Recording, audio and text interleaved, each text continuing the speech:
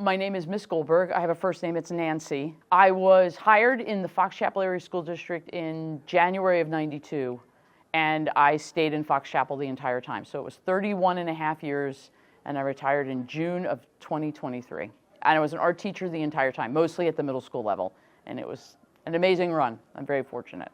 When and why did you decide to become a teacher? You know, you graduate from high school, you're supposed to do something. So I went to college and I picked, I think communications was my major, which basically meant I was having a good time. And when I graduated, I was in advertising. I was doing some graphic design, and it wasn't satisfying. So one day I volunteered at the Children's Festival in Pittsburgh. I was living here. I grew up in New York, but I was here at that time. And I did some teaching and I loved it. So I went back and got my teaching degree, and that was really what happened. It was not something I had considered in high school or in college. It was just a nice opportunity that presented itself. So I became a teacher because I experienced what it was like at that festival, and I went back. Just that one moment. One moment. Yeah, that's why, you know, you can take time to figure things out. You just never know. When you were a student, did you have a favorite teacher? No, you have to remember I'm a little older than you, so school wasn't the same. I think I became a teacher because I never had a teacher like me. So I wanted to be my own version. Not really ever had a favorite teacher, no. The school was okay. It wasn't, you know. When you were younger, were you always into art, or is that something you grew to like over time? Yes, I loved art. I think I was good at it, but I was really never mentored in it. I was in the band in high school, and that meant I couldn't take art classes. So I didn't get much art in high school, and then in college, I took some. But I think that's why I drifted towards advertising, because it was somewhat artistic. But then, no, I really wasn't on the track to be an artist, per se. Talk a little bit about your teaching experience. What grades did you teach? Where did you teach? How long? So I did my student teaching, my observations in student teaching at Fox Chapel. And there was an opportunity for a leave replacement. You know, when a teacher goes on leave, it was to replace Mr. Reisner at Kerr for a half a year. And I did it, and then there was an opening. Someone was retiring, so I was hired.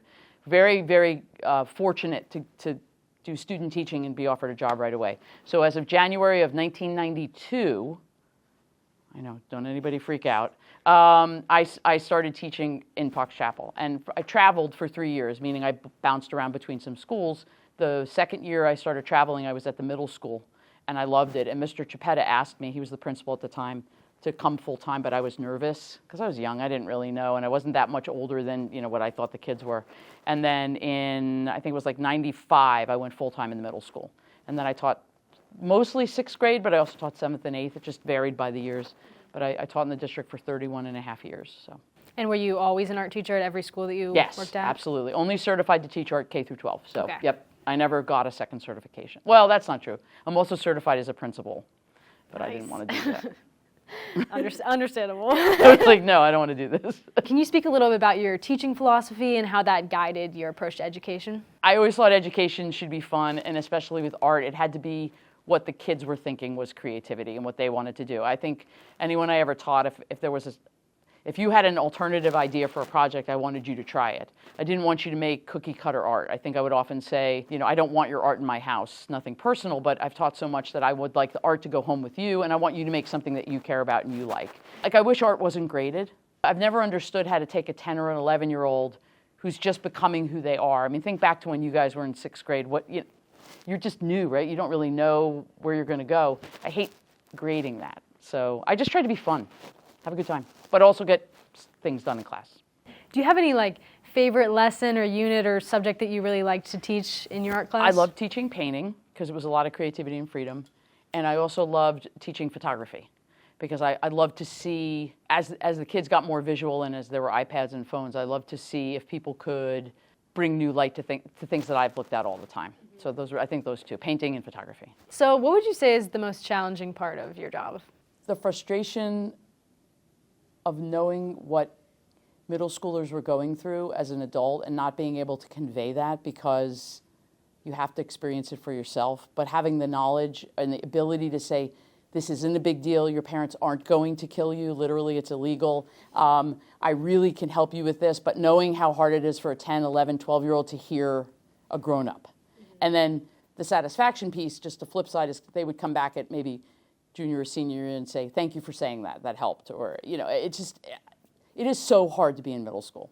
It is a bizarre time. Knowing that I not the answer, but that I could help you, and just knowing that kids weren't ready for that. It was hard. Would you say that helping those students is like the most rewarding part of your job, or is there something else? No, it was always about the kids, always about the students. I mean, it was nice to get paid to do something I liked, but at the end, being retired now, the only thing I miss is the kids. But then I see everybody. I see them in the community. I interact with people. You know, I just walk through the halls. People remembered who I was. So it was always about those connections and those relationships. So that's what it was always about, and it still is.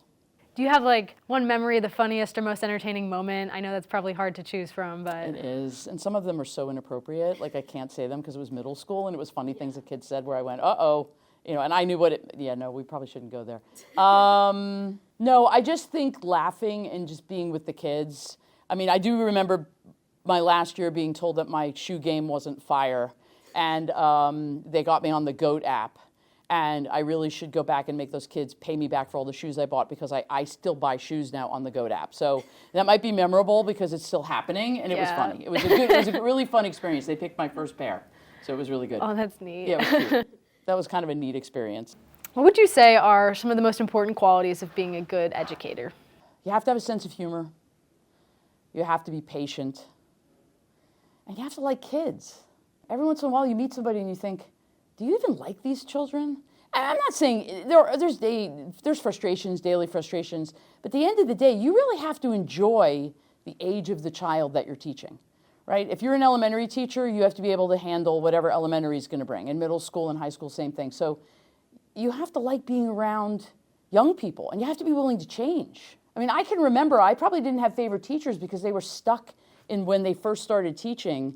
You know, and 30 years later, they were still stuck back in, oh God, that would have been like in the 50s, right? For them, and the world wasn't working like that. So how would I be effective in the 21st century if I was stuck back from when I started? So I think you have to be flexible. What's your experience been kind of navigating like technology and all of these changes to the teaching profession over your career? I always tried everything. And really the best teachers were you guys. I mean, I think whenever I was struggling, someone would make a suggestion and, you know, embracing it. I think you have to embrace, I'm very yes and. I don't say yes but. Yes, but this would be easier if I was using a typewriter. Right? No. Yes, and how can I use this? As you age and as I continue to age, I try to embrace things and think, well, how can I make this part of my world? Like, I want to be relatable. I don't want to be the old person that's like, oh, back in the day, the typewriter. You know, I can talk about it and I can share it with you, but I think it's yes and. I think I'm always looking forward. So for me, the technology was always a chance to bring something new. During your teaching career, was that like the biggest change you ever had to deal with, or was there something else? No, I think you guys are a lot different than when I started. So remember, I started in the 1990s. There were no cell phones, no computers, and we were back in the old industrial age of like kids just sitting and doing, right? Everybody was, and there were good kids, bad kids. Well, I don't really think there's kids that had issues, kids that didn't have issues, but everybody knew the school the way things were. And I think it's been very, very interesting to watch the change in the generation that has never grown up without access to the worldwide web 24 hours a day, 7 days a week. It's just different. Not bad, not good. It's just been a challenge. I feel like after COVID, we had a chance to flip education on its head, and we didn't, and I'm sad about that. I think we could have made some really good changes. Yeah. Really made education what you guys really needed. I don't know that the old style works as well as it should. So what's some piece of advice that you would give to a first-year teacher, someone who's only been teaching for 1 year? Don't take it personally. Just don't. See the people, see the kids for who they are. I think a lot of teachers think the kids are kind of like out to get them or they're plotting or something, and every day I was like, wow, I'm really glad I'm not a middle schooler. So just don't take it personally. Let it kind of take a deep breath. Don't take it personally. If you could give one piece of advice or insight for parents and just the general public on what it's like being an educator and why it's important for us to respect our teachers, what would you say about that? Chill out. Let the teacher do their job. No teacher went into this with a specific vendetta against anybody's child. And the demands on teachers have increased. And it's not a complaint, it's just an acknowledgement. We're expected to do social health, mental health, physical health, right? We're checking in. I don't think my fourth grade teacher cared whether I had had a drink or gone to lunch or I had a dog. You know, I mean, and it's just a whole different world with kids today. And I think parents need to just realize that trust the professionals. We take this job very seriously. And of course, I go every day wanting it to be best for kids. And things happen. So trust that we're not we're a team. We need to work as a team. We need to be together, or it's not going to work. Could you share with me like any of your classroom management tips or how you kind of ran your class? It was like light chaos is what I kind of went with. I wanted you to have as much movement and flow as you could. I was always pick your own seats. It was find your materials. I wanted you to feel empowered to make decisions and choices. And I hated when I had to be the bad guy and be like, oh, we have to do assigned seats. How can you feel creative if you can't get up and move around and be with the people that you want to talk to? So I always wanted my classroom to be a place that was comfortable. You could share a story. If a bad word slipped out, it wasn't going to be, oh, I'm writing you up. It was like, whoa, let's think of another way to say that. You know, I wanted to try to make it as comfortable an environment for creativity as we could in a very structured day, right? Would we have 40 minutes, 50 minutes, bell rings, you leave? You know, I felt like I wanted that to be a really good period in your day. What's something that you learned from the students that you worked with? You guys have kept me young. You know, I compare myself to other friends in other professions and even some other teacher friends. And I think that if you embrace yes and you think about the youth as the future, you can have a really healthy mindset as you age. Because when you age, if you go in with the mindset of negativity or it shouldn't be that way, I think that's bad for your mind. I've watched a lot of people age, and my parents are 80 and 82, and they're yes and. I mean, they're still, you know, getting new phones and using the computer and doing all of that, and they're open to making fun of themselves and others. You know, it's humor, life. Just, you guys kept me young, and so I still do work with kids, and that's important to me. I wasn't done teaching. I just needed to be sort of free of the bell schedule. Yeah. So I'm sure you can relate to that in your senior year. Yes. I'm ready. I was ready to do creative projects that were more like things that I had come up with or that other people wanted to have completed that I could do on my own time. Yeah. So.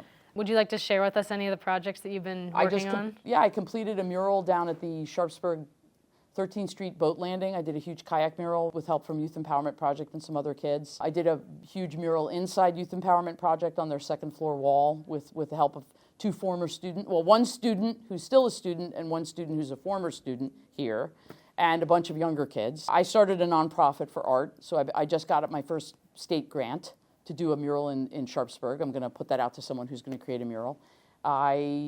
I'm currently entertaining a friend from Kenya. I got to go to Kenya for a month over the summer, and an art friend came to visit and is here for a month. So we're talking about just all kinds of fun, cool, crazy stuff that is very invigorating. So I highly recommend retirement, but you might want to get a career first. Yes, and I'll then think retire. about that. But yeah, it's a lot of fun. Or do something that gives you this kind of. I mean, I love teaching. Don't get me wrong; it was great. I just was ready. I think that there's different stages in life. I call it being rewired. I don't call myself retired. I say I'm rewired. I'm moving on to something, because that's that yes and. Yeah. I don't look back and say, oh, I just try to look forward. Is there anything you would like to say to any of your former students watching, any of us or anyone who would watch this video? No, just thanks to all of you. I mean, you created, I think we created things together. So I wouldn't be who I am if it weren't for every single student I've ever had, right? And it makes me feel good that if the kids remember one positive thing about middle school, it's that there was that one funny, weird, crazy teacher, right? And that I don't remember my middle school art teacher. I don't remember anything about middle school. I'm fairly certain I blocked out that entire part of my life. So I feel good that people at least remember. Maybe they don't remember the project, but they knew there was somebody in the school. I mean, to remember someone from middle school is very powerful to me. So you guys enabled me to have a lot of fun, and I hope I did the same thing. So.